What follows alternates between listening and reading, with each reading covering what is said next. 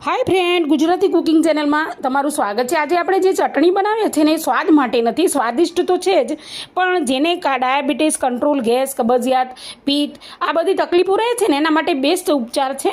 एना माटे आपणे बनावीए छीए। हवे तो लीलो લીમડો छे ए आपणे लेवानो छे, जे बीपी कंट्रोल ने वाळ વધારવામાં વધારે મદદરૂપ છે।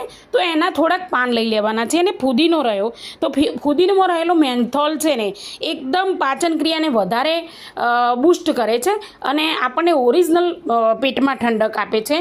તો એ રીતે આપણે ફુદીનાના થોડા પાન લઈ લેવાના છે અને ત્યાર પછી હવે લીલા ધાણા આવે છે। તો બધાને ખબર છે કે લીલા ધાણા આપણે રોજ જે વાપરીએ છીએ। ગુજરાતી રસોડામાં એટલી બધી વસ્તુઓ છે ને કે જેનાથી આપણને ઘણા બધા રોગનું તકલીફ મટી જાય છે।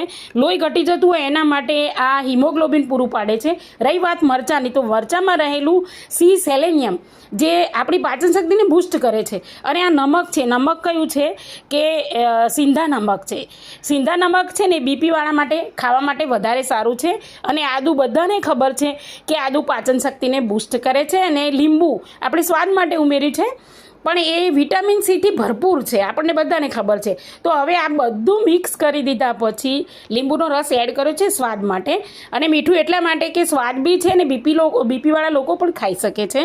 તો આ રેસીપી નથી પણ સારી એવી ઉપચાર છે। તો ડબ્બામાં અઠવાડિયા સુધી રાખીને મૂકી રાખવાનું અને રોજ 1 ચમચી જમવાના ટાઈમે લેવાનું। એને આવું અધકચરું ક્રશ કરી અને લઈ લેવાનું છે। તો મારો વિડીયો ગમ્યો હોય તો સબસ્ક્રાઈબ ચોક્કસથી કરો।